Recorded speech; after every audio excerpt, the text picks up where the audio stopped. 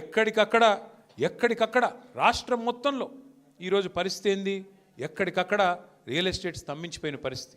ముఖ్యమంత్రి గారికి నేను ఇట్లా మాట్లాడితే ఇబ్బంది అనిపించవచ్చు, వాస్తవాలు చెప్తే వాళ్ళకి ఇబ్బంది అనిపించవచ్చు. ఎందుకంటే అలవిగాని హామీలు ఇచ్చి అడ్డమైన అబద్ధాలు చెప్పి ఇవాళ ప్రజల్ని మోసం చేసి అధికారంలో కూర్చున్నారు. ప్రజలకి అరిచేతిలో వైకుంఠం చూపెట్టినారు. ఏమన్నారు? కేసీఆర్ గారు ₹1,00,000 ఇస్తున్నారు కదా, ఆడపిల్లలు పెళ్లి చేసుకుంటే నేను దాని మీదకెళ్ళి తులం బంగారం ఇస్తా అన్నాడు. ఇచ్చిండా మరి బంగారం?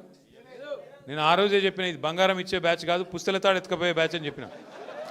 మనోళ్ళు హైదరాబాద్ వాళ్ళు విన్నారు, ఊర్లల్లో ఆగమైంది.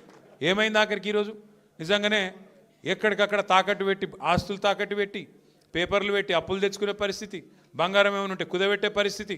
ఇలా మళ్ళొకసారి ఆ పరిస్థితి వచ్చింది. రేవంత్ రెడ్డి గారు కాకపోతే నిజాయితీ గల్లోడు, ఆయన చాలా నిజాయితీ గల్ల మోసగాడు. ఆయన నిజం చెప్పిండు, వెనకటి రోజులు మళ్ళా తెస్తా అని చెప్పిండు. నిజంగానే తెచ్చిండు. వెనకటి రోజులలో ఎట్లుండే, మళ్ళీ కరెంటు కోతలు, మళ్ళీ యూరియా కోసం లైన్లు, మళ్ళా రోడ్డు మీద దొమ్మీలు, అవన్నీ మళ్ళీ వచ్చినాయి. ఆయన నిజాయితీగానే చెప్పిండు.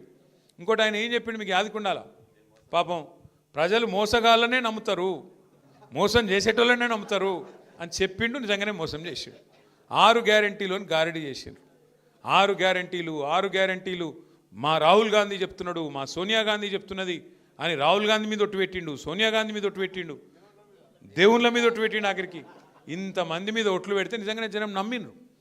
ఏమన్నాడు? కేసీఆర్ గారు అయితే ముసలవ్వకి ఇస్తున్నాడు, లేదా ముసలి అయ్యకి ఇస్తున్నాడు 2,000 పెన్షన్. నేను ఇద్దరికి ఇస్తా, 4,000 పెన్షన్ ఇస్తా, డబల్ ఇస్తా, ఇద్దరికి ఇస్తా అన్నాడు. ఆఖరికి ఆ ముసలోళ్ళకు కూడా మోసం చేసి 4,000 పెన్షన్ దేవుడెరుగు, ఆ 2,000 పెన్షన్ కూడా 2 నెలలకు కొట్టిండు అవకాశంటోడు. ఇక రైతు బంధు తమ్ముడు ఎవరు అంటున్నాడు పక్క నుంచి. భారతదేశంలో స్వాతంత్రం వచ్చిన తర్వాత రైతు దగ్గరికి వెళ్ళి తీసుకున్నోడే తప్ప, తీసుకున్న ప్రభుత్వమే తప్ప ఇచ్చినవాడెవడు లేడు.